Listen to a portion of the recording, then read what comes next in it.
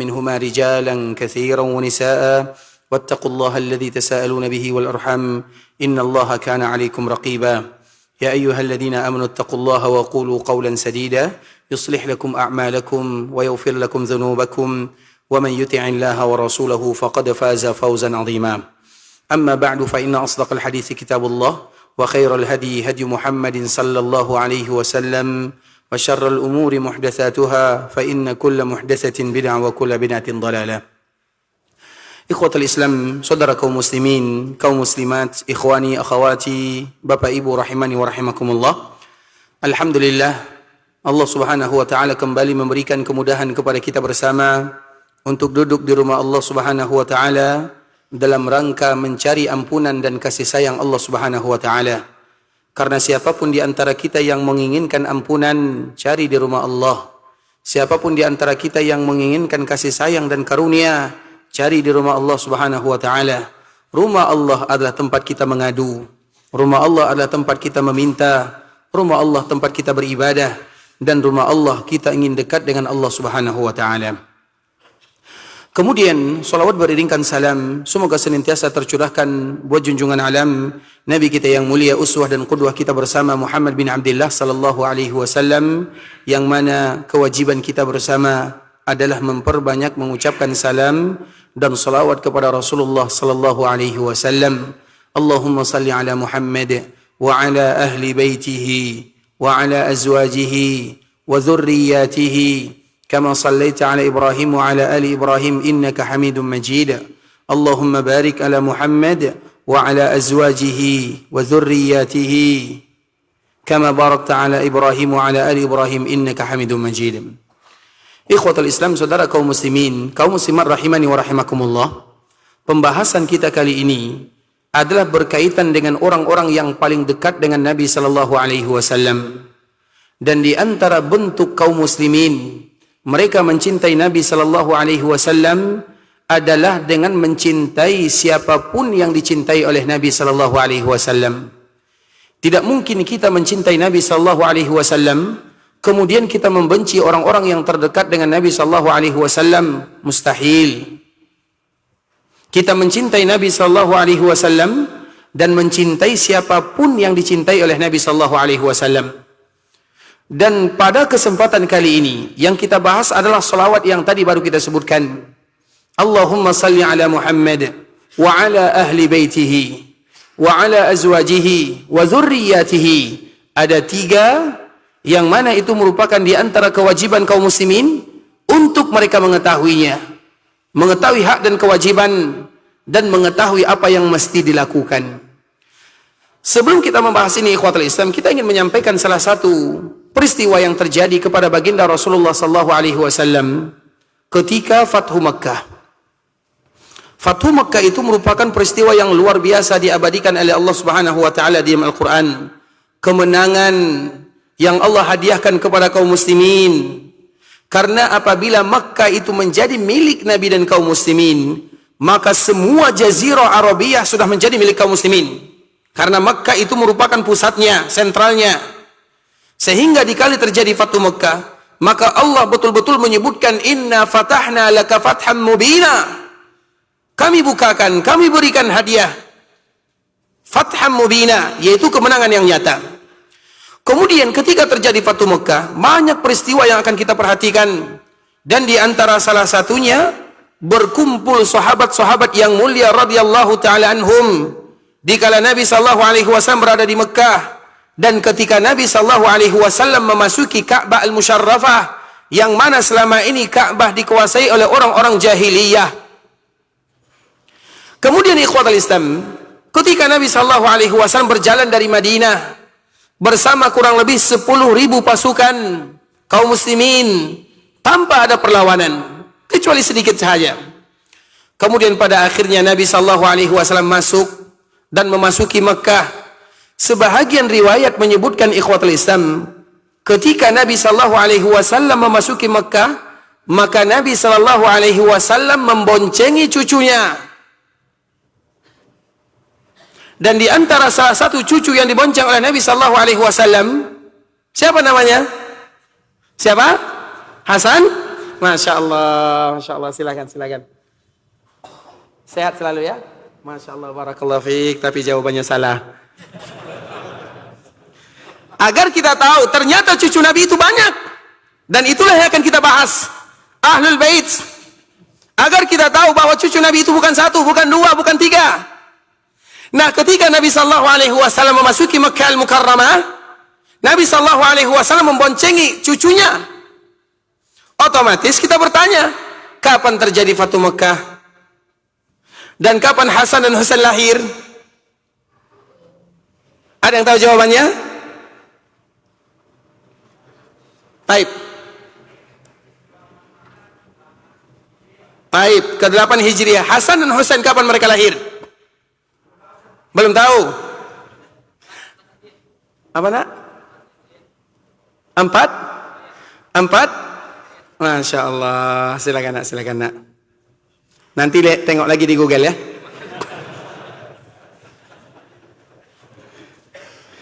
Kemudian dikala terjadi Fatu Mekah, Nabi SAW memboncengi cucunya. Nanti akan kita sebutkan siapa nama cucu Nabi. Sekarang masih rahasia. Kemudian ikhwatul Islam, ketika Nabi sampai di Mekah, maka yang pertama kali dilakukan oleh baginda Rasulullah SAW adalah masuk ke Ka'bah Al-Musyarrafah. Nabi SAW memanggil yang memegang kuncinya, Utsman bin Talha. Kemudian dibukakan Ka'bah Al-Musyarrafah. Dikala Nabi SAW masuk, maka Nabi menemukan di dalamnya patung gambar Ibrahim, yang seolah-olah Nabi Ibrahim sedang mengundi nasib. Karena memang itu merupakan di antara tradisi jahiliyah. Makanya Nabi SAW mengatakan, dusta, mereka dusta. Yang pertama ada gambar, ada patung Nabi Ibrahim. Dari mana mereka kenal dengan Nabi Ibrahim? Dari mana? Sehingga mereka membuat gambar Nabi Ibrahim. Karena jarak antara Nabi Ibrahim dengan Nabi Muhammad SAW itu jauh.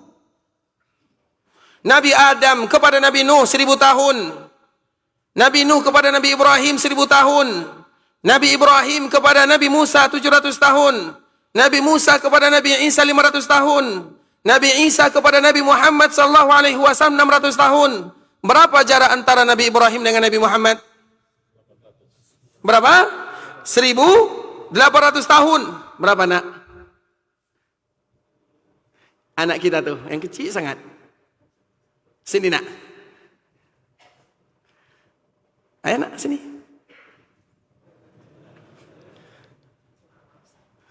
Malu ya? Bisa tampil? Taib 1800 tahun. Di zaman dulu, bukan jarak yang singkat. Nah, sehingga dikala mereka membangun atau membuat patung Ibrahim, dari mana mereka kenal? Dari mana mereka tahu? Sehingga Nabi SAW marah gara-gara ini, dan juga mereka menasabkan kepada Nabi Ibrahim sesuatu yang tidak pernah dibuat oleh Nabi Ibrahim. Makanya Allah Subhanahu wa taala menyebutkan, karena Nabi Ibrahim satu-satunya nabi yang tidak dicela oleh siapapun di dalam dunia. Semua agama tidak pernah mencela Nabi Ibrahim. Semuanya. Apakah orang Yahudi mencela Ibrahim? Apakah orang Nasara mencela Ibrahim? Apakah orang musyrikun mereka mencela Ibrahim? Tidak ada yang mencela Ibrahim. Dan itu adalah bentuk Allah mengganti daripada dakwah Nabi Ibrahim. Nabi Ibrahim ketika berdakwah, berapa orang umatnya? Siapa yang ikut kepadanya?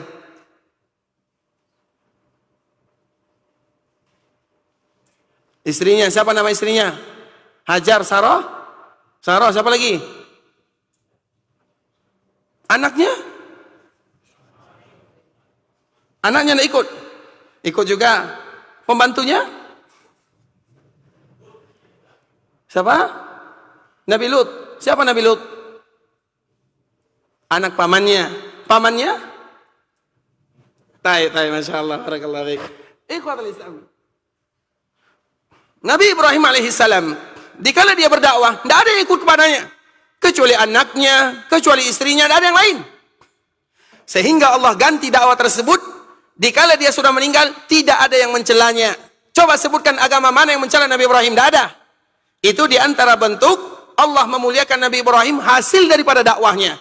Iya, Mungkin Nabi Ibrahim belum berhasil berdakwah secara zahir, tidak ada yang ikut kepadanya. Tapi setelah beliau meninggal, maka tidak ada agama yang mencelanya. Bahkan semua agama menyandarkan diri kepadanya. Maka disebut dengan agama Ibrahimiyah. Tapi Allah menyebutkan, "Ma kana Ibrahimu Yahudiyya wala Nasraniyya, walakin kana hanifan muslima, wa ma kana minal musyrikin." Orang Yahudi mengatakan Nabi Ibrahim itu kakek kami, membawa agama kami. Allah mengatakan, "Ma kana Ibrahimu Yahudiyya." Orang Nasara mengatakan Ibrahim dari kami, wala Nasraniyya. Orang-orang jahiliyah mengatakan, "Wa ma kana minal musyrikin." Jadi ayat ini adalah ayat untuk membantah bahwa Nabi Ibrahim itu adalah hanifan muslima. Hanif, muslim. Berarti agama Nabi Ibrahim adalah Islam. Kemudian ikhwatul Islam, ketika Nabi SAW masuk ke dalam Ka'bah, melihat gambar Ibrahim, kemudian sedang mengundi nasib, itu bahaya. Karena orang-orang jahiliyah, ketika mereka melakukan perkara tersebut, mereka harus mencari orang yang harus disandarkan amalannya kepada siapa. Sehingga mereka menyandarkan amalan tersebut kepada Nabi Ibrahim. Bagaimana caranya? Maka mereka membuat patung Nabi Ibrahim seolah-olah sedang mengundi nasib, melakukan ini. Sehingga kalau ada yang bertanya, kenapa kalian melakukan amalan ini? Maka mereka mengatakan, ini ajaran Nabi Ibrahim. Padahal itu adalah kedustaan. Oleh karenanya ikhwatul Islam, ketika Nabi SAW masuk, Nabi hancurkan semuanya. Kemudian setelah Nabi hancurkan, maka Nabi SAW salat, dan Nabi SAW salat di antara rukun Yamani dan Hajar Aswad, atau dekat dengan rukun Yamani. Disitulah Nabi SAW salat 2 rakaat. Kemudian Nabi mengatakan, ini poinnya, tidak boleh ada yang masuk ke dalam Ka'bah Al-Musharrafah kecuali orang yang diinginkan oleh Allah dan orang yang diinginkan oleh Nabi-Nya. Artinya momen yang indah ini, tidak ada yang boleh masuk ke dalam Ka'bah, tidak boleh. Kecuali orang yang Allah inginkan dan orang yang diinginkan oleh Nabi SAW. Maknanya orang yang masuk ke dalam Makkah itu atas perintah Allah. Allah yang menunjuknya siapa yang akan masuk bersama Nabi SAW. Karena ini momen yang bersejarah. Dan kita tahu, ketika Nabi mengatakan kalimat ini, para sahabat tentunya menginginkan semuanya. Ada keluarga Nabi, ada mertua Nabi, ada menantu Nabi. Tapi di saat inilah ikhwatul Islam, yang masuk ke dalam Ka'bah pada waktu itu adalah 2 orang. Ada yang menyebutkan 3, ada yang menyebutkan 2. Yang di antara sifatnya sama-sama berkulit warna hitam. Kalau yang pertama kita tahu semua jawabannya. Siapa dia? Bilal. Yang kedua? Siapa sahabat yang berkulit warna hitam? Siapa? Siapa? Usamah bin Zaid bin. Kedua orang sahabat ini ikhwatul Islam, kalau dilihat dari warna kulit, hitam. Bilal dari Habasyah, Usamah dari Zaid, sama-sama berkulit berwarna hitam. Di situ ada Abu Bakar As-Siddiq, di situ ada Umar bin Khattab, di situ ada Utsman, di situ ada Ali, di situ ada cucu Nabi sallallahu alaihi wasallam. Tapi kenapa yang harus masuk itu Bilal dan Usamah? Kenapa harus mereka yang masuk? Siapa yang tahu jawabannya? Kenapa harus 2 orang ini yang masuk? Tadi baru kita jawab. Tidur semua ya. Karena Allah yang inginkan, Nabi yang inginkan. Bukankah tadi kita mengatakan bahwa tidak boleh masuk kecuali yang Allah inginkan, yang Nabi inginkan. Dan yang Allah inginkan adalah Bilal, yang Allah inginkan adalah Usamah. Seolah-olah Nabi SAW mengatakan kepada kaum muslimin, yang membuat kalian mulia itu bukan karena warna kulit, yang membuat kalian mulia itu bukan karena dunia, yang membuat kalian mulia itu bukan karena nasab, Yang membuat kalian mulia itu adalah karena iman dan takwa kepada Allah Azza wa Jal. Bilal, siapa Bilal? Usama, siapa Usama? Tapi mereka yang masuk bersama Nabi, itu mulia di hari yang mulia.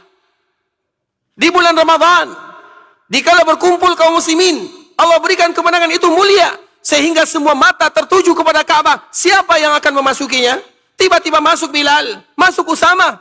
Nabi ingin mengajarkan kaum muslimin bahwa kita tidak pernah melihat kekayaan, harta, tampang, muka, kulit, ras, daerah ini. Allah melihat iman dan takwa. Padahal tadi kita sebutkan di sana ada cucu Nabi sallallahu alaihi wasallam. Ada cucu Nabi sallallahu alaihi wasallam. Kenapa Nabi sallallahu alaihi wasallam tidak membawa cucunya? Nabi ingin memberikan pelajaran kepada kaum muslimin, momen yang terindah, pelajaran yang mulia, bahwa iman dan takwa yang harus dikejar. Makanya ikhwatul Islam, ini merupakan di antara mukaddimah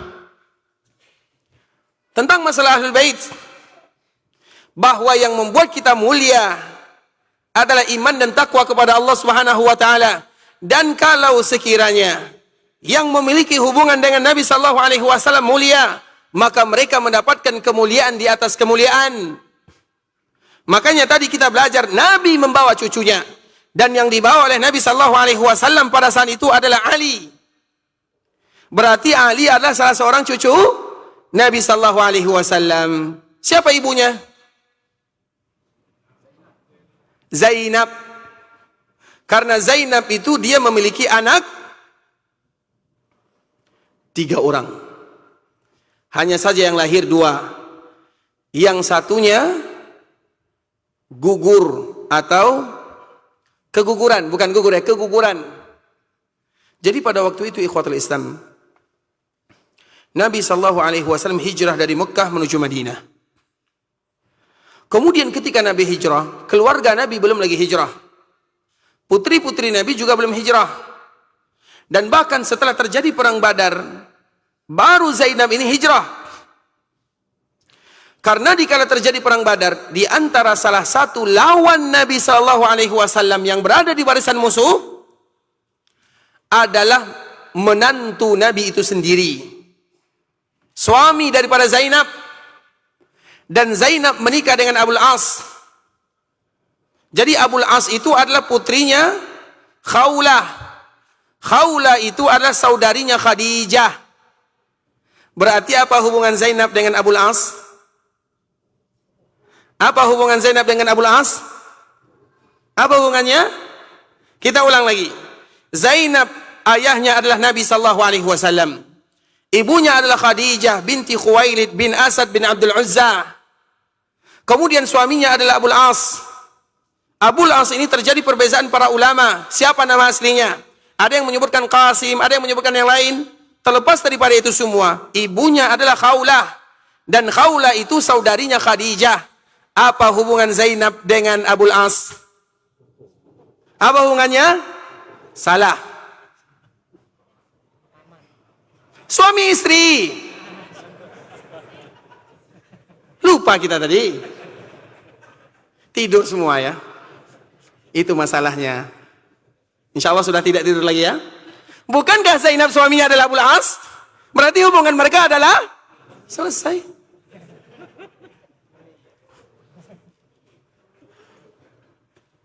Tadi kata lisan, Abul As di antara orang yang berada di barisan kaum musyrikin. Berada di barisan kaum musyrikin. Kemudian ikhwatul Islam, pada akhirnya dia termasuk orang yang tertangkap menjadi tawanan. Kemudian Nabi sallallahu alaihi wasallam bermusyawarah dengan para sahabatnya, apa yang harus kita lakukan kepada tawanan? Ujung-ujungnya kesepakatan harus membayar. Nah, ketika Abul As harus membayar, maka yang membayarnya adalah Zainab. Zainab mengirimkan kalung ke kota Madinah. Kemudian ketika kalung tersebut sampai di kota Madinah, Nabi tahu ini kalung milik Zainab. Karena kalung itu milik ibunda Khadijah. Khadijah berikan hadiah kalung ini kepada Zainab di hari pernikahannya. Kemudian ketika Nabi melihat kalung ini, Nabi menangis. Nabi mengenang Khadijah. Nabi ingat putrinya yang masih tertahan di Mekah. Maka Nabi minta izin kepada para sahabatnya, maukah kalian membebaskan Abul As tanpa syarat, tanpa ada tebusan? Maka para sahabat mengatakan, silakan ya Rasulullah, tidak ada masalah. Di saat itulah Nabi mengatakan kepada Abul As, pulanglah kamu ke Mekah dengan syarat, izinkan putriku datang ke kota Madinah. Agar dia hijrah berkumpul bersama Nabi sallallahu alaihi wasallam. Kemudian Abul As itu adalah orang yang jujur, orang yang dermawan, orang yang amanah. Walau dia pada saat itu belum lagi beriman, tapi dia adalah orang yang amanah. Kemudian ikhwatul Islam, pada akhirnya Zainab diizinkan pulang ke kota Madinah bersama Nabi sallallahu alaihi wasallam di perjalanan. Zainab pada waktu itu sedang hamil. Kemudian dia menaiki onta, dibawa oleh beberapa sahabat Nabi sallallahu alaihi wasallam dan yang lainnya. Ketika melakukan perjalanan dari Mekah menuju Madinah, orang-orang Mekah itu marah kepada Zainab karena mereka ditambah lagi kalah dalam perang Badar. Ditambah lagi orang-orang Mekah mengatakan yang menjadikan kekacauan seperti ini adalah ayahmu wahai Zainab. Jadi kemarahan mereka selama ini ditumpahkan kepada Zainab. Mereka marah kepada Nabi, tapi kemarahan mereka itu ditumpahkan kepada Zainab. Maka Nabi SAW mengatakan, Zainab adalah wanita putriku yang paling bersabar terhadap perjuangan yang aku lakukan. Paling bersabar karena banyak ujiannya. Dan salah satu ujian yang terberat adalah dikala dia hijrah dari Mekah menuju Madinah. Orang-orang Quraisy marah. Kemudian Zainab berada di atas ontanya. Ada di antara mereka yang menusuk paha onta. Jadi onta yang ditunggangi oleh Zainab ditusuknya. Kalau onta ditusuk, apa yang terjadi? Yang ada di atas apa yang terjadi? Jatuh. Dan ketika Zainab jatuh dari onta, itulah yang menyebabkan keguguran. Itulah yang menyebabkan sakit. Ada yang menyebutkan tulangnya patah. Pada akhirnya Zainab meninggal pada tahun ke-8 Hijriah. Dan salah satu penyebabnya adalah karena jatuh dari onta. Karena jatuh dari onta itu sakit sekali. Kalau tidak percaya silahkan dicoba. Kemarin ya kawan kami ya, jatuh dari onta itu sakit ikhwatul Islam. Naik saja itu sulit, apalagi jatuh darinya. Dan itulah yang dirasakan oleh Zainab. Dan dia pada saat itu sedang hamil, cucu Nabi, keguguran. Siapa di antara kita yang tidak sedih ketika putrinya diperlakukan dengan perbuatan seperti itu? Kalau perlu kita akan cari orangnya. Dan itu adalah putri Nabi sallallahu alaihi wasallam. Sehingga pada akhirnya Nabi sallallahu alaihi wasallam hanya memiliki 2 orang cucu dari Zainab. Yang pertama namanya adalah Umamah. Ini cucu Nabi yang pertama. Jadi cucu Nabi yang pertama namanya adalah Umamah. Dan cucu Nabi yang kedua adalah Ali. Berarti berapa orang cucu Nabi? Berapa orang? Dari Zainab 2. Itu dia jawabannya. Dari Zainab 2. Yang lain belum kita bahas. Karena kalau kita bilang 4 bahaya. Tapi silakan Pak, Masya Allah. Pertanyaannya hati-hati ya. Sehat sekali Pak ya, Masya Allah. Barakallahu fiik. Pertanyaan siang berbeza dengan pertanyaan malam. Pertanyaan siang banyak lika-likunya. Tapi ikhwatul Islam kita lanjutkan. Jadi itu adalah cucu Nabi sallallahu alaihi wasallam yang pertama dan yang kedua, Umamah. Umamah ini ikhwatul Islam adalah seorang wanita yang Nabi sallallahu alaihi wasallam termasuk yang menjaganya. Kenapa demikian? Ibunya meninggal. Ayahnya Abul As ketika suaminya atau istrinya meninggal, dia pergi ke Mekah. Maka Umamah ini Nabi sallallahu alaihi wasallam yang ikut andil dalam membesarkannya. Sehingga Nabi sangat sayang kepadanya. Dan pada akhirnya Umamah ini menikah dengan Umar bin Khattab radhiyallahu ta'ala anhu. Sehingga dikatakan Umar bin Khattab adalah mertua Nabi dan menantu Nabi. Umar bin Khattab adalah mertua Nabi dan juga menantu Nabi. Mertua Nabi karena anaknya adalah Hafsah yang menikah dengan baginda Rasulullah sallallahu alaihi wasallam. Menantu Nabi ya karena dia menikah dengan anak atau putri Nabi sallallahu alaihi wasallam. Karena Umamah selain dia adalah cucu Nabi, tapi dia juga seolah-olah anak Nabi karena Nabi yang jaga dia. Ibunya meninggal yang bernama Zainab. Itu adalah Ahlul Bait yang pertama. Dan terlepas daripada itu semua ikhwatul Islam, Ahlul Bait yang sesungguhnya yang paling pertama di antara yang pertama adalah istri-istri Rasulullah sallallahu alaihi wasallam. Karena tidak mungkin ada Umamah tanpa Zainab. Tidak mungkin ada Zainab tanpa Khadijah. Berarti Ahlul Bait yang pertama adalah istri Nabi sallallahu alaihi wasallam. Sehingga ayat yang betul-betul menyebutkan tentang Ahlul Bait yang pertama itu adalah istri Nabi sallallahu alaihi wasallam. Berarti kalau kita ingin berbicara tentang Ahlul Bait, cari dulu, cari tahu, hafalkan, ketahuilah siapa keluarga Nabi dan siapa istri Nabi sallallahu alaihi wasallam. Dan kita selalu mengulang-ulang kalimat ini, ikhwatul Islam. Khadijah binti Khuwailid adalah istri Nabi yang pertama yang meninggal. Kemudian Zainab binti Khuzaimah adalah istri Nabi yang juga meninggal di zaman Nabi sallallahu alaihi wasallam. Nabi bersamanya hanya kurang lebih 3 bulan sahaja. Kemudian yang tersisa dari Ahlul Bait, dari istri-istri Nabi sallallahu alaihi wasallam adalah Ibunda Saudah, Ibunda Aisyah, Ibunda Hafsah, Ibunda Safiyah, Ibunda Ummu Habibah, Ibunda Ummu Salamah, Ibunda Zainab binti Jahshin, Ibunda Maimunah, Ibunda Juwairiyah, dan yang terakhir adalah Maryah Al-Qibtiyah yang diperselisihkan oleh para ulama. Mereka itulah adalah Ahlul Bait yang pertama. Jadi ketika kita berbicara tentang Ahlul Bait, karena tidak mungkin ada Ahlul Bait tanpa mereka ini. Tidak mungkin ada Ahlul Bait tanpa istri Nabi sallallahu alaihi wasallam. Dan istri Nabi sallallahu alaihi wasallam yang memberikan keturunan kepada Nabi hanya 2. Yang pertama Ibunda Khadijah. Yang kedua Ibunda Maryah Al-Qibtiyah. Ibunda Khadijah memberikan keturunan kepada Nabi sallallahu alaihi wasallam ada 6. 2 laki-laki, 4 perempuan. Laki-laki bernama Qasim dan Abdullah. Perempuan bernama Zainab, Ruqayyah, Ummu Kulsum dan Fatimah radhiyallahu taala anhum ajma'in. Kemudian yang kedua adalah Maryah. Maryah ini memberikan keturunan kepada Nabi yang bernama Ibrahim. Bahkan Nabi sallallahu alaihi wasallam pernah mengatakan dalam hadisnya, "Lau kana Ibrahimu hayyan lakana nabiyya." Kalau sekiranya Ibrahim ini hidup, maka dia yang akan jadi nabi. Kalau sekiranya hidup. Tapi Ibrahim hidup atau tidak? Ibrahim hidup atau tidak? Hidup. Ada tidak yang nama Ibrahim di sini? Siapa nama Ibrahim di sini? Saya tidak bertanya Ibrahim putra Nabi. Saya bertanya Ibrahim hidup atau tidak? Ingat ya, kaedah pertanyaan siang itu lain-lain. Supaya tidak mengantuk.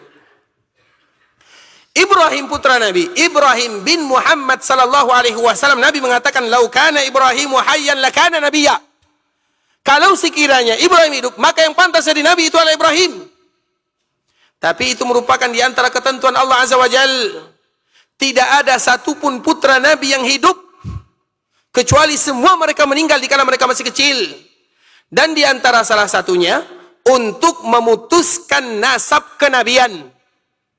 Karena biasanya Nabi itu muncul dari Nabi. Seorang Nabi akan lahir dari Nabi. Seorang Nabi akan melahirkan seorang Nabi. Dan itu merupakan tradisi. Sedangkan di antara salah satu nama Nabi sallallahu alaihi wasallam adalah Al-Aqib. Al-Aqib itu habis. Tidak ada yang menyambungnya. Kemudian juga di antara nama Nabi adalah Al-Muqaffi. Al-Muqaffi itu maknanya adalah yang mengikuti Nabi-Nabi sebelumnya. Maknanya Nabi tidak diikuti, tapi mengikuti. Jadi siapa tadi nama Nabi? Siapa yang jawab, angkat tangan? Yang paling kecil. Karena soalannya mudah. Siapa anak-anak kami yang tadi jawab? Siapa nama Nabi sallallahu alaihi wasallam? Yang tadi kita sebutkan. Sini nak. Ulang lagi ya, berani? Siapa dari anak kita yang berani jawab? Ada? Ada? Baik. Mana? Baik, maju nak, sini.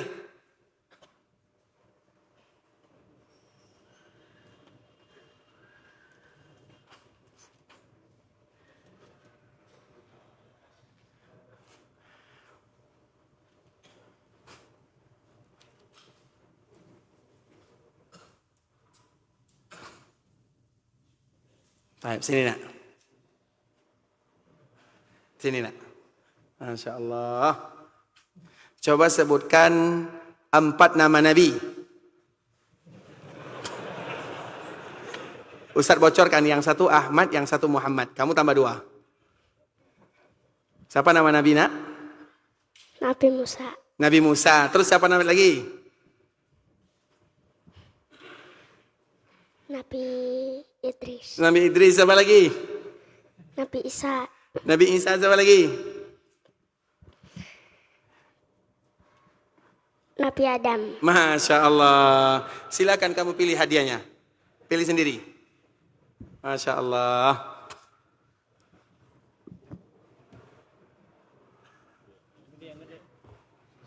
Ambil apa yang kamu mau. Tambah lagi. Tambah lagi. Tambah lagi. Terus. Udah? Tapi bilang sama abinya jawabannya salah ya. Silakan. Tadi kita menyebutkan di antara nama Nabi adalah Al-Aqib. Kenapa Nabi disebut dengan Al-Aqib? Habis. Habis, selesai. Al-Aqib itu Al-Uqba akhir. Maka disebut dengan Al-Aqib. Al-Muqaffi, yang mengikuti. Maknanya tidak akan ada yang mengikuti Nabi. Tapi Nabi mengikuti. Tidak ada yang diikuti. Nabi mengikuti Nabi sebelumnya. Oleh karenanya Nabi SAW dinamakan dengan Al-Aqib dan Al-Muqaffi. Sehingga Nabi SAW menyebutkan, "Lau kana Ibrahimu hayyan lakana nabiyya." Kalau sekiranya Ibrahim itu hidup, maka dia yang pantas jadi nabi. Jadi kalau ada yang ngaku-ngaku nabi, minimal namakan dirinya Ibrahim. Bisa dipahami? Ini kan ada nabinya Tukimin. Apalagi yang nama nabi? Minimal namanya adalah pandai-pandai sedikit, itu istilahnya. Tapi ikhwatul Islam, jadi Nabi SAW semua putranya meninggal. Tujuannya supaya tidak ada anggapan ada Nabi setelah Nabi SAW, itu yang pertama. Karena Nabi adalah Nabi terakhir. Kalau ada putra Nabi yang hidup, maka orang menganggap putra Nabi itu semuanya akan menjadi Nabi anggapan. Jangankan putra Nabi SAW, bahkan sesuatu yang jauh nasabnya dari Nabi SAW, juga banyak menganggap mereka itu seperti seolah-olah ada sesuatu yang berlebih. Apalagi kalau sekiranya itulah putra Nabi SAW. Oleh karenanya ikhwatul Islam, para ulama menyebutkan yang demikian. Karena Nabi adalah Nabi yang terakhir. Ketika Nabi yang terakhir, di antara hikmahnya semua putra Nabi meninggal. Qasim meninggal dikala masih kecil. Abdullah meninggal dikala dia masih kecil. Dan mereka berdua dari ibunda Khadijah. Kemudian Ibrahim yang lahir pada tahun ke-8 Hijriah, meninggal pada tahun 10 Hijriah, juga meninggal di kota Madinah dari salah seorang wanita yang bernama Maria Al-Qibtiyah, yang mana Maria ini adalah salah seorang wanita yang berasal dari Mesir. Sehingga Nabi menamakan putranya dengan Ibrahim. Nabi menamakan putra tersebut dengan nama ayahnya Ibrahim, karena ibunya sama-sama berasal dari Mesir. Bukankah ibu Nabi juga berasal dari Mesir? Siapa nama ibu Nabi? Hajar alaihissalam, yang berasal dari Mesir. Siapa nama ibunya Ibrahim? Maria, yang juga berasal dari Mesir. Jadi ada kesamaan antara istri Nabi dengan ibu Nabi SAW. Berarti dari jalur laki-laki, semua nasab Nabi SAW kembali kepada 3 orang ini. Namun 3 orang ini mereka sudah dipanggil oleh Allah Subhanahu wa taala. Kemudian yang tersisa dari keluarga Nabi SAW adalah putri-putri Nabi SAW. Yang pertama adalah Zainab, suaminya adalah Abul As. Tadi telah kita jelaskan sedikit tentang Zainab. Yang kedua adalah Ruqayyah. Ruqayyah ini suaminya adalah Utsbah. Kemudian putri Nabi yang ketiga namanya adalah Ummu Kulsum. Sebahagian para ulama mengatakan Ummu Kulsum itu bukan nama, tapi itu adalah kunyah. Abu Fulan, Abu Fulan, Abu Yahya, Abu Badar, Abu Abdullah, Abu Abdurrahman, Ummu Abdullah, Ummu Maryam,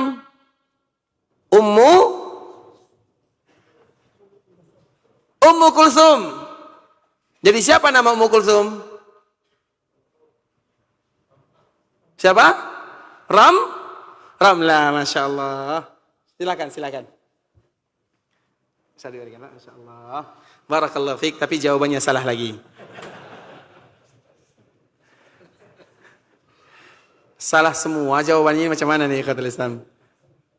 Ummu Kulsum. Siapa namanya? Siapa? Angkat tangan. Umayyah? Siapa yang bilang Umayyah? Apa buktinya? Baik, silakan, Masya Allah. Umayyah. Para ulama sejarah mereka berbeza antara Umayyah dengan Hindun. Jadi Umayyah itu adalah di antara nama yang masyhur. Jadi Umayyah itu bisa dipakai untuk laki-laki, bisa juga dipakai untuk perempuan. Jadi Umayyah itu merupakan di antara nama yang masyhur di kota Mekah. Sebagaimana Abraha adalah nama yang masyhur yang dipakai di daerah Habasyah. Jadi Abraha itu bukan satu, Abraha itu banyak. Hanya saja Abraha yang kita kenal adalah Abraha yang menghancurkan Ka'bah atau yang ingin menghancurkan Ka'bah. Tapi Abraha itu merupakan di antara nama yang masyhur. Begitu juga di antara nama yang masyhur di Makkah Al-Mukarramah adalah Umayyah. Dan salah satunya adalah Ummu Kulsum. Jelas? Kemudian yang keempat ikhwatul Islam adalah Fatimah radhiyallahu taala anha, yang kita tahu suaminya adalah Ali bin Abi Thalib radhiyallahu taala anhuma. Taib, Zainab tadi kita telah bahas. Zainab suaminya adalah Abul As. Abul As ini ketika dia kalah atau dikala dia sudah ditawan, kemudian diizinkan oleh Nabi SAW pulang ke Mekah dengan syarat dia harus mengembalikan putri Nabi yang bernama Zainab. Kemudian ikhwatul Islam, pada akhirnya Zainab bersama orang tuanya, bersama Nabi SAW di Madinah. Kemudian tahun ketiga, tahun keempat, tahun kelima, tahun keenam, tahun ketujuh, maka Abul As ini dia pergi membawa perdagangan orang-orang Quraisy untuk melakukan perdagangan ke sebuah daerah yang bernama Syam.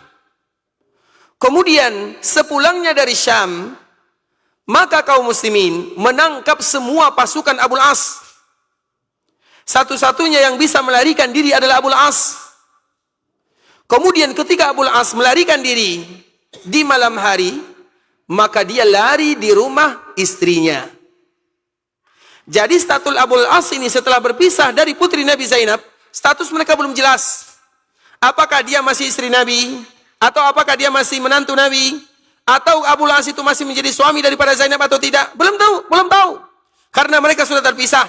Kemudian setelah ditangkap, atau setelah bersembunyi di rumah Zainab, maka Abul As ini mengatakan kepada Zainab, wahai Zainab, tolong aku.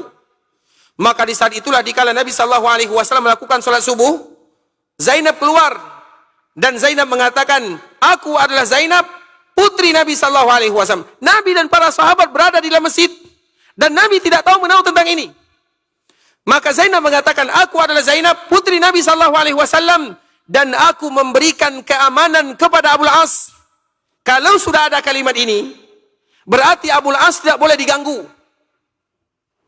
Sehingga dari sinilah keluar hukum dan undang-undang di dalam agama Islam. Siapapun yang memberikan keamanan kepada seorang yang bukan muslim, maka tidak boleh satupun kaum muslimin yang mengganggunya. Dan sumber hukum ini kembali kepada putri Nabi SAW yang bernama Zainab. Pada akhirnya Nabi SAW kembali bertemu dengan Abul As, menantunya. Nabi berpesan kepada Abul As, wahai Abul As, kamu boleh tinggal di sini, tapi kamu tidak boleh menyentuh putriku. Berarti Zainab istri Abul As atau tidak? Tidak atau iya? Tidak atau iya? Salah. Apakah Nabi mengatakan, wahai Abul As, kamu saya ceraikan dengan Zainab? Tapi Nabi mengatakan, kamu tidak boleh menyentuh. Berarti masih istri atau belum? Tadi iya, tadi sekarang tidak. Cepat sekali berubah fatwa. Berarti istrinya atau tidak? Masih. Hanya saja Nabi SAW melarang menyentuhnya. Kemudian dikala berapa lama berada di kota Madinah, Maka di saat itulah orang-orang Madinah mengatakan, wahai Abul As, kenapa kamu tidak mau masuk Islam? Pada waktu itu Abul As tidak mau. Kemudian pada akhirnya dia kembali ke Mekah, membawa barang dagangan, karena tadi barang dagangannya sudah diambil oleh kaum muslimin. Kemudian semua kaum muslimin kembali mengembalikan barang dagangan tersebut. Sampai di Mekah, maka dia berikan barang dagangan kepada pemiliknya, diberikan satu persatu. Kemudian setelah itu dia pun mengucapkan, wahai orang-orang Mekah, apakah semua barang-barang kalian sudah kembali? Maka mereka mengatakan, sudah. Dan kami dapatkan kamu adalah orang-orang yang amanah. Maka setelah mengembalikan barang-barang tersebut, baru Abul As mengucapkan syahadat. Karena kalau sekiranya Abul As mengucapkan syahadat di Madinah, maka orang-orang Mekah akan menuduh Abul As mencuri barangnya dan bersekongkol dengan kaum muslimin. Pada akhirnya dia sudah mengembalikan barangnya, amanahnya sudah dia dapatkan, sudah dia sampaikan, dan orang-orang Mekah mereka sudah memujinya. Itu menantu Nabi. Walau pada awalnya dia musuh Nabi, tapi amanah tetap amanah. Dan itu adalah di antara kelebihan orang-orang Arab, masalah amanah. Kemudian ikhwatul Islam, pada akhirnya baru dia mengucapkan kalimat syahadat. Kemudian dia kembali ke kota Madinah dan berkumpul bersama istrinya. Dan Nabi tidak lagi menikahkannya karena mereka masih suami dan istri. Makanya tadi kita menyebutkan mereka belum bercerai, Nabi hanya melarang saja. Kemudian perjumpaan mereka itu hanya 1 tahun. Setelah 1 tahun, Zainab radhiyallahu ta'ala anha, putri Nabi yang paling dicintai oleh Nabi, yang paling bersabar terhadap dakwah Nabi, dipanggil oleh Allah pada tahun ke-8 Hijriah. Dan dia meninggalkan 2 orang. Yang pertama Umamah, yang kedua adalah Ali. Dan kedua orang ini hidup bersama Nabi sallallahu alaihi wasallam. Berarti itu adalah awal daripada Ahlul Bait. Kemudian yang kedua, kita sambung tahun depan saja. Cukup di sini ya, sampai di sini ya. Baik, sekarang kita buka sesi tanya jawab. Kalau ada yang bertanya maka kami persilakan.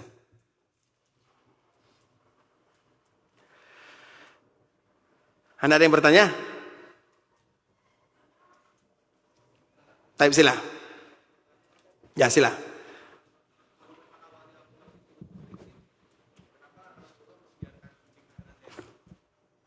Mungkin diulang lagi ya, agar bisa didengar oleh yang lain. Bismillah. Assalamualaikum warahmatullahi wabarakatuh. Waalaikumsalam warahmatullahi wabarakatuh. Ustaz izin bertanya, kalau memang Abul As itu awalnya musyrikin, kenapa Rasulullah SAW mengizinkan untuk menikahi anaknya Zainab, Ustaz? Afwan, Ustaz. Baik. Barakallahu fiikum. Tentu pertanyaannya, kalau Abul As itu musyrikin, kenapa Nabi mengizinkan Abul As menikah dengan Zainab? Tentu pertanyaan ini harus kita tahu dulu, kapan mereka menikah? Kapan mereka menikah? Apakah setelah Nabi menjadi Nabi atau menjadi Rasul? Atau sebelumnya? Kalau sebelumnya, berarti pertanyaan ini tak perlu lagi kita jawab. Sebelumnya, artinya sebelum Nabi menjadi Nabi. Sebelum Nabi menjadi Nabi, berarti belum ada aturan. Karena bagaimanapun Abul As itu adalah anaknya Khawlah. Dan orang pernikahan di zaman dahulu, mereka jarang menikahkan kecuali kepada keluarganya. Makanya Zainab menikah dengan Abul As. Abul As itu adalah anaknya Khawlah. Zainab adalah anaknya Khadijah. Mereka kakak beradik antara Khawlah dengan Khadijah. Dan itu sebelum kenabian. Atau kalau sekiranya setelah kenabian, maka itu terjadi sebelum diputuskan oleh Allah Subhanahu wa taala tentang masalah ini. Karena di awal-awal menikah atau di awal-awal dakwah, Nabi SAW berdakwah. Kemudian banyak di antara kaum muslimin yang masuk Islam. Banyak di antara mereka yang suaminya masuk Islam, istrinya belum. Banyak yang istrinya masuk Islam, suaminya belum. Apakah Nabi SAW memerintahkan mereka untuk berpisah? Nabi perintahkan atau tidak? Karena hukum itu bertahap. Sekarang masuk Islam dulu. Nanti setelah kuat, kalau keluarga belum juga masuk Islam, baru berpisah. Jadi ada tahapan-tahapannya. Dan itu merupakan di antara jawabannya. Tapi yang lain kami persilakan.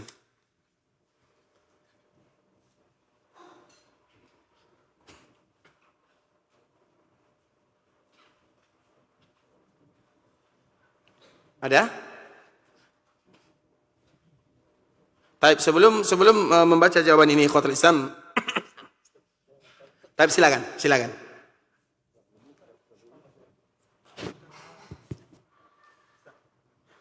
Halo.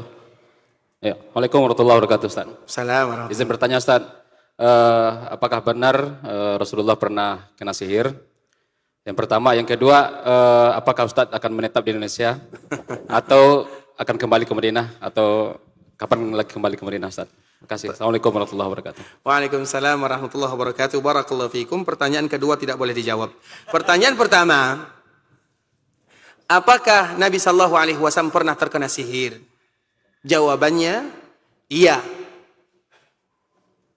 Karena Nabi terkena sihir itulah ikhwatul Islam, maka turun ayat Al-Ma'uzatain.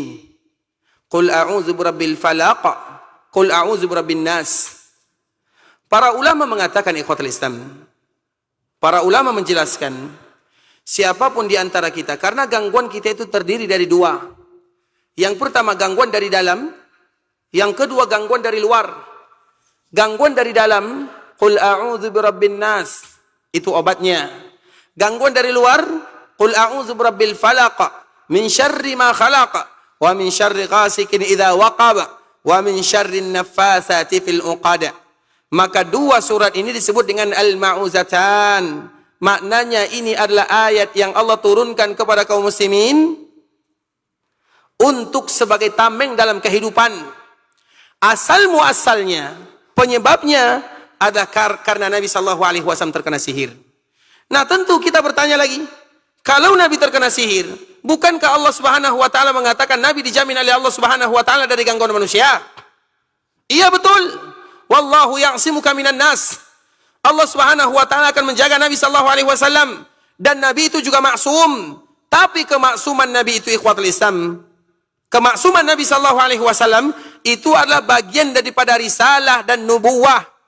Sedangkan secara manusia, Nabi sama dengan manusia yang lain. Nabi sakit, iya. Kita sakit, iya juga.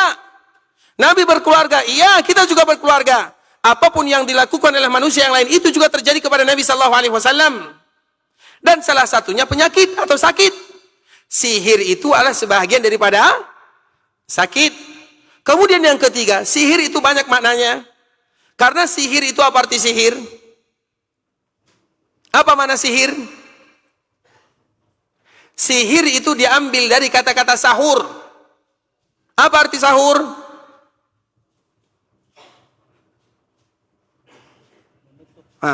Sebentar lagi kita Ramadan nih. Apa? Sahur, apa arti sahur? Sahur. Sahur itu artinya sesuatu yang tersembunyi. Sahur itu artinya sesuatu yang tersembunyi. Sahur disebut dengan sahur karena waktunya tersembunyi dan itu adalah waktu yang terbaik.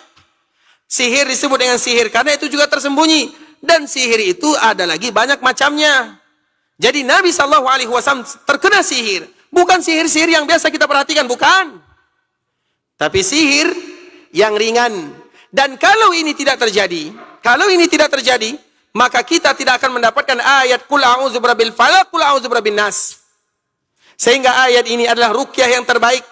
Siapapun yang merasa ada gangguan sihir, jin, guna-guna, maka tameng yang terbaik adalah qul a'udzu birabbil falaq, qul a'udzu birabbin nas. Ceritanya ketika malaikat turun, Nabi sallallahu alaihi wasallam disihir oleh Labid, seorang Yahudi. Dan memang di antara sifat Yahudi adalah masalah sihir. Kemudian ikhwatul Islam, bukankah orang Yahudi mereka mengatakan nasabnya kepada Nabi Musa alaihissalam? Bukankah di antara salah satu mukjizat Nabi Musa untuk mengalahkan sihir orang-orang di zaman Firaun? Kemudian ikhwatul Islam, turun dua orang malaikat, seolah-olah mereka berdua bertanya, apa yang terjadi kepada orang ini? Diganggu.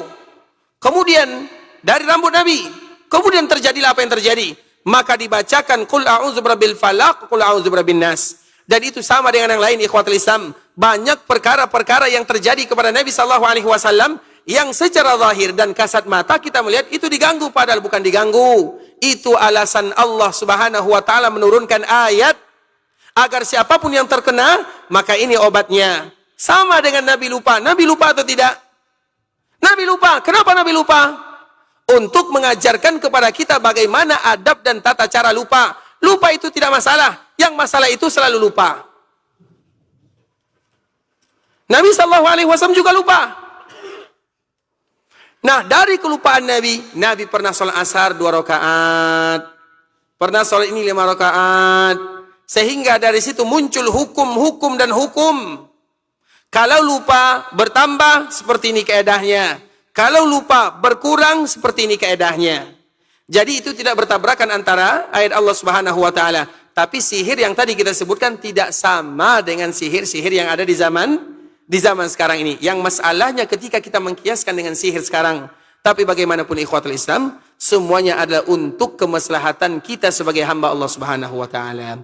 Tapi yang lain kami persilakan. Sebelum kami sila dulu.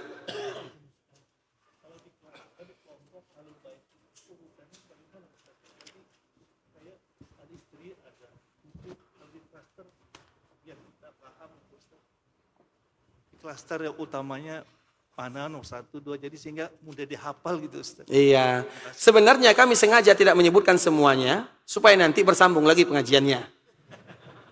Sengaja kami tidak bagi tahu semuanya. Tidak semua ilmu itu gratis, cari sendiri. Nah, Antara istri dan cucunya itu tadi mana yang utama? Tadi Ustaz bilang istri, terus istri Nabi. Sengaja saya seperti itu supaya masih kacau. Terima kasih Ustaz. Jazakallahu khairan. Bisa dipahami ya? Supaya kita semangat lagi nanti mempelajari mana keluarga Nabi sallallahu alaihi wasallam. Ternyata membahas keluarga Nabi itu tak mudah. Baik. Karena Bapak banyak bertanya, ini hadiahnya. Ini hadiahnya khusus masalah mengenal Ahlul Bait. Masya Allah. Nanti baca Pak ya. Setelah dibaca hadiahkan kepada istri. Baik. Sehat Pak ya. Masya Allah. Barakallahu fiik. Baik. Apakah yang harus dilakukan sama yang bernasab ke Ahlul Bait kalau seandainya dapat beasiswa untuk anaknya yang belajar di pondok, apakah diterima atau tidak? Ikhwatul Islam, di antara salah satu kewajiban negara adalah bertanggung jawab kepada Ahlul Bait. Di antara salah satu kewajiban negara adalah bertanggung jawab kepada Ahlul Bait. Makanya untuk menentukan Ahlul Bait itu harus dengan bukti yang otentik. Kalau di sana, karena Ahlul Bait yang paling banyak itu adalah di tempat Ahlul Bait itu berada. Itu kaedahnya.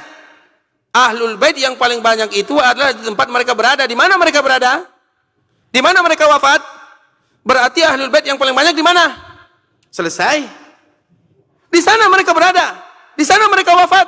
Di sana mereka punya keturunan. Berarti Ahlul Bait yang paling banyak adalah di kota Madinah. Madinah. Itu kampung halamannya. Di sana mereka meninggal. Dan induk daripada Ahlul Bait itu siapa?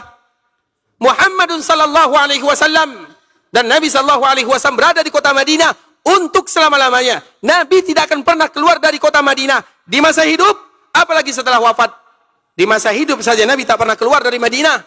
Kecuali untuk berjihad, beribadah. Pernah tidak kita mendengar Nabi sallallahu alaihi wasallam pergi berjalan-jalan keluar dari Madinah? Tidak pernah. Nabi tinggal di Madinah, dan setelah wafat Nabi akan berada di kota Madinah untuk selama-lamanya. Pernah Nabi datang ke sini? Ke Roja pernah Nabi datang? Terlalu hina orang yang mengatakan demikian. Biasanya ikhwatul Islam, yang didatangi itu, yang datang itu, orang mulia didatangi atau mendatangi? Jawab baik-baik. Orang yang mulia itu biasanya didatangi atau mendatangi? Siapa yang paling mulia? Rasulullah sallallahu alaihi wasallam. Tiba-tiba ada yang mengatakan Nabi ke sini, Nabi yang datang. Bukankah itu penghinaan kepada Nabi sallallahu alaihi wasallam? Menghina Nabi namanya. Kalau kita cinta kepada Nabi, datang ke sana. Bukan Nabi yang disuruh datang ke sini. Kami pernah dulu mendengar Nabi datang ke Roja ya, enggak ya? Atau ke Sumatera? Ada? Ingat itu ikhwatul Islam. Seolah-olah kita mengatakan Nabi sallallahu alaihi wasallam berada di sini, datang ke sini. Nabi datang ke sini, Nabi datang ke sini. Menghina Nabi sallallahu alaihi wasallam dengan cara yang mereka tidak sadar. Menghina Nabi namanya. Apakah sehina itu Nabi sallallahu alaihi wasallam? Sehingga Nabi datang ke sini, datang ke sana, datang ke sini, datang ke sini. Lelah Nabi sallallahu alaihi wasallam. Kalau ingin bertemu dengan Nabi sallallahu alaihi wasallam dan berziarah ke kuburan Nabi sallallahu alaihi wasallam, datang ke kota Madinah. Karena Nabi sallallahu alaihi wasallam pernah mengatakan sebuah kalimat janji Nabi. Kalla wallah, inni Abdullahi wa rasuluh, hajartu ilaikum, hajartu ilallahi wa ilaikum, al-mahya mahyakum wal mamatu mamatukum. Apa kata Nabi sallallahu alaihi wasallam kepada penduduk Madinah? Kalla wallah, demi Allah, aku adalah hamba Allah, utusan Allah. Aku hijrah karena Allah dan hijrah kepada kalian wahai penduduk Madinah. Al-mahya mahyakum wal mamatu mamatukum. Hidupku hidupku, hidupku adalah hidup kalian, wafatku adalah bersama kalian. Maknanya aku akan hidup selama-lamanya bersama kalian dan aku akan wafat di sini untuk selama-lamanya. Janji Nabi sallallahu alaihi wasallam. Nah, induknya di sana. Berarti yang paling banyak adalah di selesai. Kemudian ikhwatul Islam di Madinah secara umum ada beberapa keluarga, ada minimal 7 keluarga.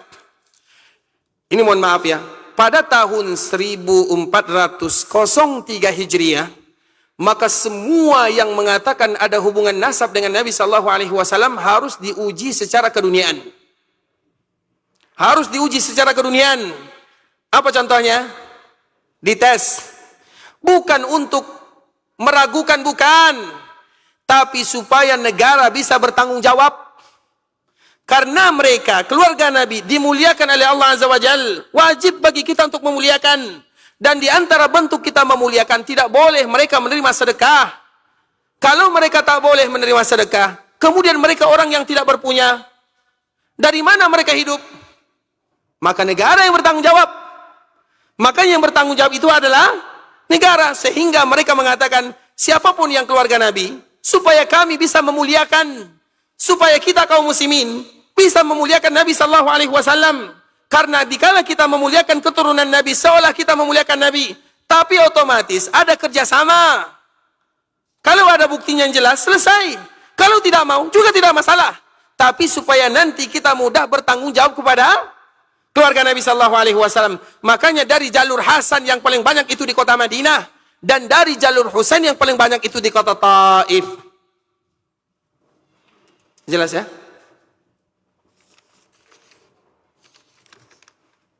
Taib. Kita dahulukan pertanyaan dari akhwat ya.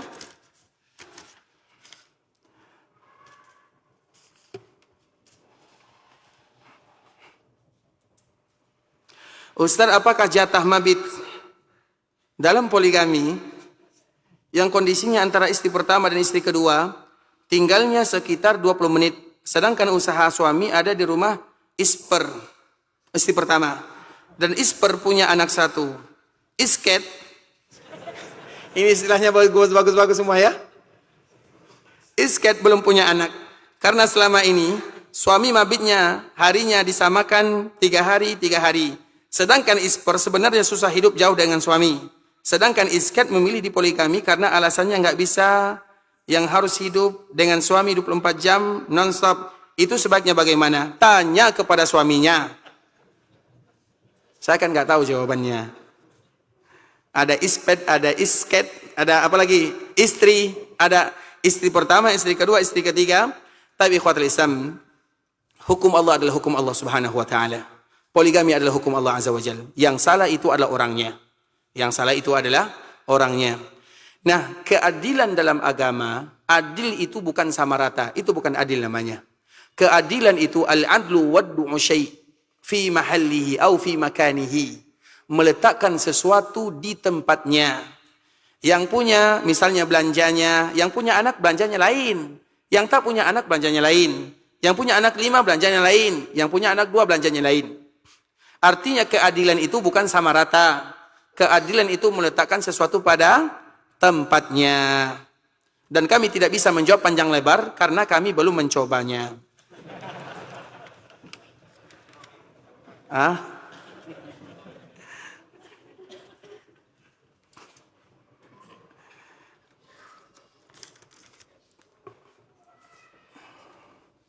Baik Ustadz, afwan saya ibu peserta kajian Ustadz yang mendapatkan hadiah buku di Masjid Salehawa tadi malam.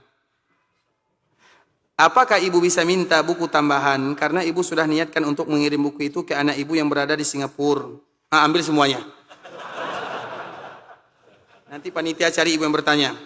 Alhamdulillah di sana ada kajian sunnah yang insya Allah sangat bermanfaat untuk kaum muslimin di sana. Mengingat buku-buku tulisan Ustadz masih sulit didapatkan di sana. Ini panitia, semua buku ini untuk ibu yang bertanya. Cari nanti sendiri. Ya. Baik, pertanyaan terakhir ya. Kita sampai jam berapa? Masih kuat? Hah? Kasihan kayak pada yang berceramah. Yang berceramahnya tak kuat. Tapi kita lanjutkan. Tadi disampaikan bahwa keturunan Nabi SAW sudah wafat semua. Namun bagaimana dengan keturunan Nabi yang cucunya Hasan dan Husain? Apakah masih ada keturunan Nabi SAW sampai saat ini? Kita tidak menyebutkan keturunan Nabi wafat semuanya. Siapa yang mengatakan keturunan Nabi wafat semua? Saya tidak mengatakan yang demikian. Saya mengatakan bahwa keturunan Nabi dari jalur laki-laki itu semuanya sudah. Karena ikhwatul Islam ini secara logika. Keturunan Nabi itu sampai ada bahkan Imam Mahdi berasal dari keturunan Nabi itu ada. Hanya saja dari jalur laki-laki habis. Misalnya saya punya anak namanya Muhammad. Saya namanya Ahmad. Anak saya namanya Muhammad. Anak saya ini menikah. Lahir anaknya Abdullah. Berarti Abdullah ini siapa namanya? Abdullah bin Muhammad bin Ahmad. Jelas? Saya punya Ahmad. Nama anak saya Zainab. Zainab ini menikah. Nama anaknya Abdullah. Abdullah bin suaminya Zainab. Tidak ada istilahnya Abdullah binti Zainab. Tidak ada ceritanya di dunia. Satu-satunya laki-laki yang dinasabkan kepada ibunya hanyalah Isa bin Maryam. Agar kita tahu, bisa dipahami, maknanya dari jalur laki-laki itu semuanya sudah meninggal.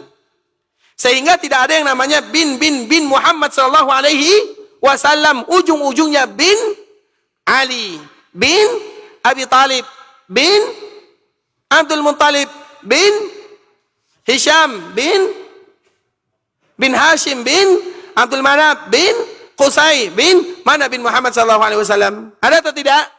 Habis. Tapi keturunan Nabi ada atau tidak? Banyak. Hanya saja dari jalur laki-laki sudah tidak ada. Itu saja. Keturunan Nabi banyak. Dan cucu Nabi yang terbaik nantinya di akhir zaman itulah yang dikenal dengan Imam Mahdi. Dan dia berasal dari keturunan Hasan. Dia namanya sama dengan nama Nabi. Nama ayahnya sama dengan nama ayah Nabi. Dan ada beberapa sifatnya yang sama dengan Nabi sallallahu alaihi wasallam. Itulah cucu Nabi sallallahu alaihi wasallam. Berarti keturunan Nabi ada atau tidak? Taib.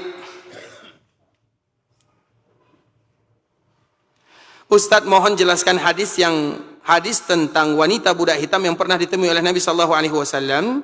Wanita tersebut memiliki penyakit epilepsi. Apakah ada di zaman Nabi pernah menikahkan para janda, dan mohon nasihatnya untuk ibu saya agar tidak bersedih jika ditolak lamarannya demi ikhwan karena alasan mempunyai penyakit tersebut. Barakallahu fikum ikhwatul Islam. Semoga Allah Subhanahu wa taala memberikan kesembuhan kepada siapapun di antara kita yang sakit. Allah berikan kelunasan kepada siapapun di antara kita yang berhutang. Allah Subhanahu wa taala ampunkan dosa kita bersama, dan semoga Allah berikan keberkahan dalam kehidupan kita. Tapi ikhwatul Islam, tentunya pernah ada di zaman Nabi sallallahu alaihi wasallam salah seorang wanita yang mengadu kepada Nabi sallallahu alaihi wasallam dia punya penyakit. Maka Nabi sallallahu alaihi wasallam mengatakan, "Wahai fulana, aku berikan kepadamu pilihan antara kamu bersabar, kalau kamu bersabar untukmu surga." Maka wanita tersebut mengatakan, "Iya ya Rasulullah, aku akan bersabar." Maka dari sinilah sebagian para ulama mengatakan bahwa berobat itu hukumnya adalah wajib atau rukun. Berobat. Siapa yang mengatakan wajib, angkat tangan? Apa dalilnya?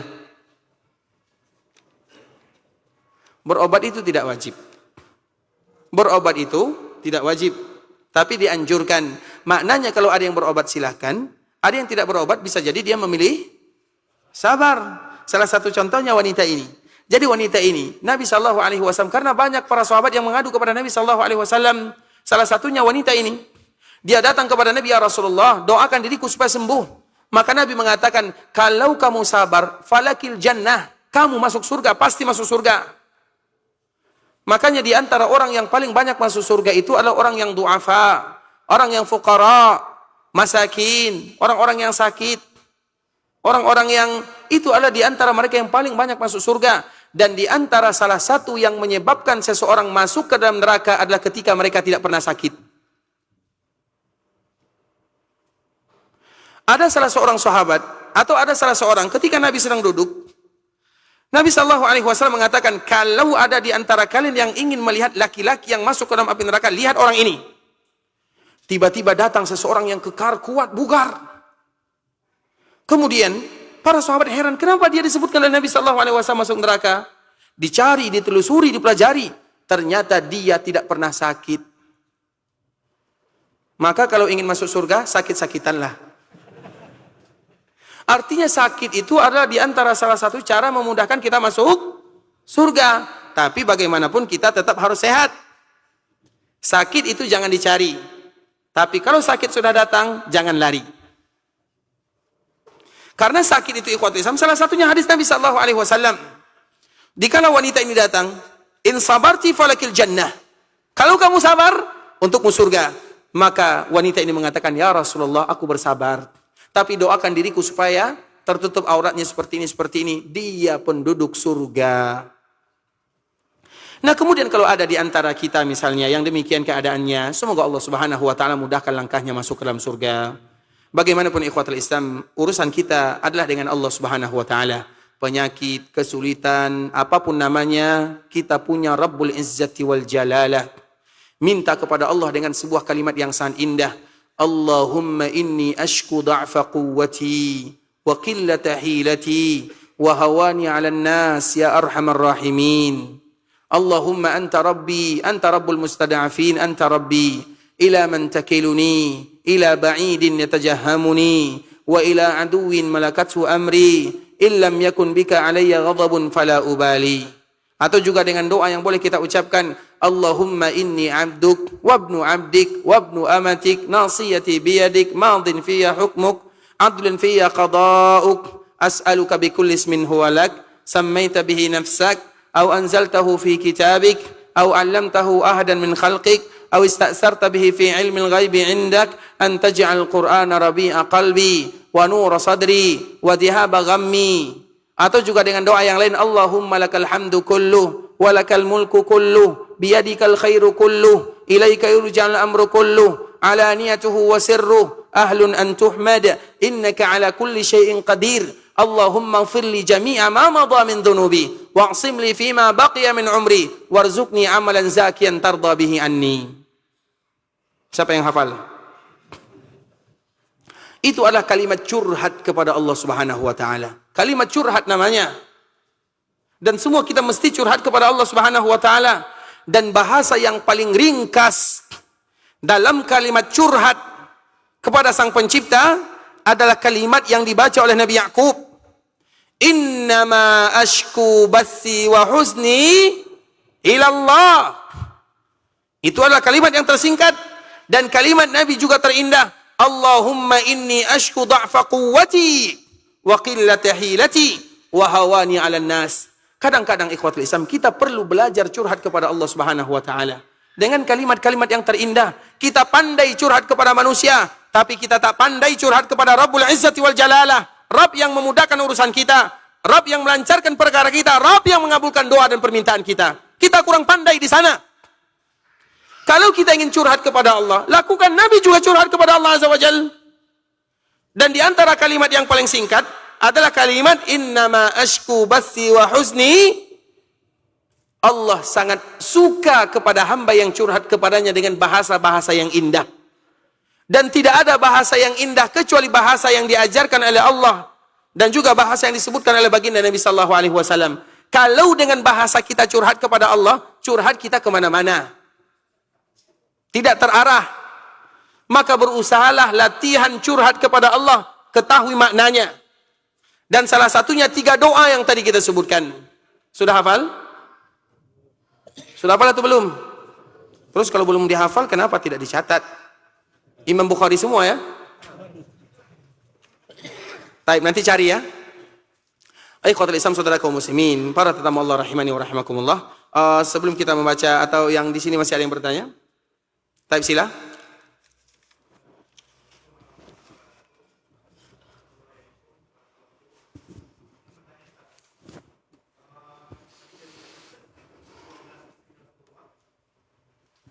Yang kami ketahui itu cuma satu yang gadis, Aisyah. Sementara yang lainnya itu janda termasuk ibunda Khadijah. Apakah ada anak tiri dari Rasulullah, Ustaz? Kalaupun ada, apakah mereka masuk Ahlul Bait? Baik. Jazakallah khair. Masalah Ahlul Bait itu ikhwatul Islam, pertanyaannya, Nabi SAW menikah dengan yang sebelumnya pernah menikah. Apakah Nabi SAW menikah dengan orang yang tadi sudah menikah? Berarti Nabi SAW punya anak tiri. Nabi punya anak tiri atau tidak? Punya anak tiri atau tidak? Dari mana? Ummu Salamah. Dari? Ummu Salamah. Ummu Salamah. Ummu Salamah ini disebutkan ikhwatul Islam. Ada yang menyebutkan anaknya ada 3 atau 4. Sehingga dikala Nabi SAW meminangnya, maka Nabi mengatakan atau dia bertanya, ya Rasulullah, aku punya anak dan keturunan. Khawatir aku nanti tidak bisa mengurus dirimu. Kemudian aku adalah wanita yang pencemburu. Maka apa kata Nabi SAW? Kecemburuanmu akan dijaga oleh Allah Subhanahu Wa Taala. Dan anakmu adalah anakku. Anakmu adalah anakku. Tapi bagaimanapun nasabnya sampai kepada Nabi atau tidak? Berarti dia Ahlul Bait atau tidak? Ahlul Bait atau tidak? Hanya saja masalah tanggung jawab adalah atas nama Nabi SAW. Walau bukan Ahlul Bait, tapi mereka adalah keluarga Nabi. Bisa dipahami? Mereka hidup dengan Nabi. Ibu mereka adalah istri Nabi. Kalau sekiranya mereka tidak ada hubungan dengan Nabi SAW, tapi mereka satu rumah dengan Nabi SAW. Atau kalau tidak ada satu rumah dengan Nabi, mereka adalah sahabat Nabi SAW radhiyallahu ta'ala anhum ajma'in. Jadi cara dekat dengan Nabi itu banyak. Kalau tidak dengan Ahlul Bait, dengan nasab, maka dengan kemuliaan. Kalau tidak dengan kemuliaan, dengan ketakwaan. Orang-orang yang mencontoh Nabi SAW, berarti merekalah sesungguhnya yang ingin bersama Nabi SAW. Bukankah ada, ini kita tutup dengan pertanyaan terakhir ini ya. Salah satu kisah yang mungkin sebagian kaum muslimin pernah mendengarnya. Datang tiba-tiba salah seorang Arab Badui. Apabila orang Badui datang, itu salah satu yang ditunggu-tunggu oleh para sahabat. Ketika orang Arab ini datang, atau Arab Badui ini datang, orang pedalaman datang, tiba-tiba dia langsung bertanya kepada Nabi, Mata sa'ah? Ya Rasulullah, kapan terjadi hari kiamat? Tanpa muqaddimah, kapan kiamat? Maka Nabi SAW, tentunya urusan ini bukan urusan Nabi. Dan Nabi tidak tahu. Karena urusan hari kiamat adalah urusan yang disandarkan kepada Allah Azza wa Jalla. Nabi hanya memberitahukan kepada kita sifat dan ciri-cirinya. Dan itu pun belum tentu terjadi hari kiamat. Karena ketika Nabi menyebutkan ciri-cirinya, di antara salah satunya manusia berlomba-lomba membangun bangunan yang tinggi. Berarti kalau kita lihat bangunan yang tinggi, ini kiamat ini. Tidak demikian keadaannya. Nabi hanya menyebutkan sifatnya, kapannya Allahu a'lam. Sehingga Nabi SAW tidak membahas tentang masalah kiamat. Tapi Nabi lebih fokus kepada bertanya, Mada a'datta laha? Wahai fulan, tidak usah kamu bertanya kapan terjadi hari kiamat. Pertanyaannya, kalau kiamat itu terjadi, apa persiapanmu? Karena kiamat itu ikhwatul Islam ada 2. Yang pertama kiamat yang kita kenal dengan hari kiamat. Yang kedua, siapapun yang meninggal berarti dia sudah kiamat. Man mata faqad qamat qiyamatuhu. Barang siapa yang wafat, yang meninggal, sudah kiamat untuknya. Walau belum terjadi hari kiamat, tapi dia sudah kiamat. Man mata faqad qamat qiyamatuhu. Sehingga pertanyaan yang lebih pantas diajukan kepada orang tersebut, Mada a'datta laha? Apa yang kamu persiapkan kalau kiamat itu terjadi? Maka oleh karena itulah, orang tersebut mengatakan, La syai', tidak ada. Maknanya tidak ada amalan yang khusus. Salat biasa, puasa biasa, zakat yang wajib-wajib saja, tidak ada amalan yang khusus. Kemudian di ujung pembicaraan dia pun mengatakan, tapi aku sangat mencintaimu ya Rasulullah. Dengan bukti, fakta, realita. Kemudian di saat itulah Nabi mengatakan sebuah kalimat yang membuat semua para sahabat berbahagia semenjak mereka masuk Islam. Dan siapapun yang mendengarkan hadis ini, mereka pasti berbahagia. Nabi SAW mengatakan setelah mendengarkan orang ini berbicara, Al-mar'u ma'aman ahabba. Seseorang akan dikumpulkan bersama orang yang dia cintai. Anas bin Malik radhiyallahu taala anhu mengatakan, "Ma farihna." Kami tidak pernah merasakan kebahagiaan yang luar biasa selain daripada Nabi mengatakan hadis ini. Kemudian Anas mengatakan, "Saksikanlah wahai semuanya. Aku bersaksi, aku cinta kepada Nabi. Aku cinta kepada Abu Bakar As-Siddiq. Aku cinta kepada Umar. Walau aku tidak sanggup melakukan apa yang mereka lakukan."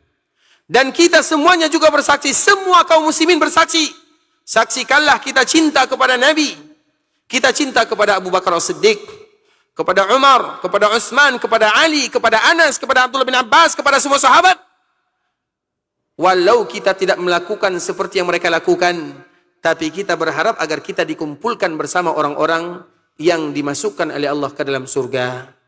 Kalau kaum mukminin saja seperti itu keadaannya, bagaimana mereka yang hidup dengan Nabi sallallahu alaihi wasallam? Ikhwatul Islam, saudara kaum muslimin, kaum musliman, ikhwani akhwati rahimani wa rahimakumullah. Sampai di sini pembahasan yang bisa kami jelaskan. Yang benar dari Allah Subhanahu wa taala, yang salah dari diri kami pribadi karena kurangnya ilmu kami, karena kebodohan, karena kejahilan, karena ketidaktahuan kami. Kami mohon maaf kalau ada kata-kata yang salah, kalimat yang kurang tepat, bahasa yang kurang bagus, atau pertanyaan yang belum dibaca, kami mohon dimaafkan. Dan semoga perkumpulan kita ini adalah perkumpulan yang bisa menyebabkan dosa kita diampunkan oleh Allah Subhanahu wa taala.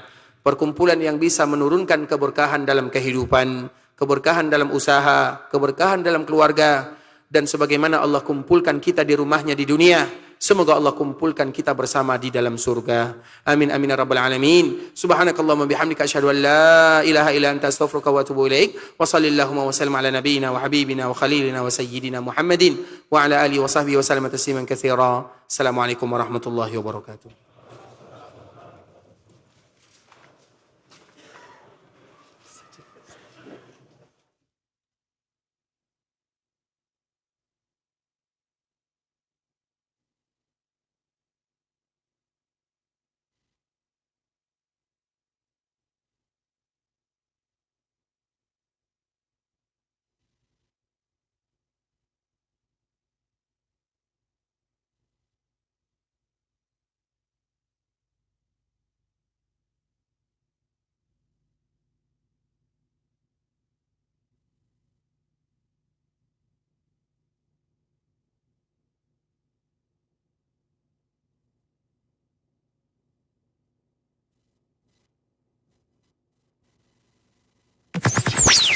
Roja TV, saluran tilawah Al-Quran dan kajian Islam.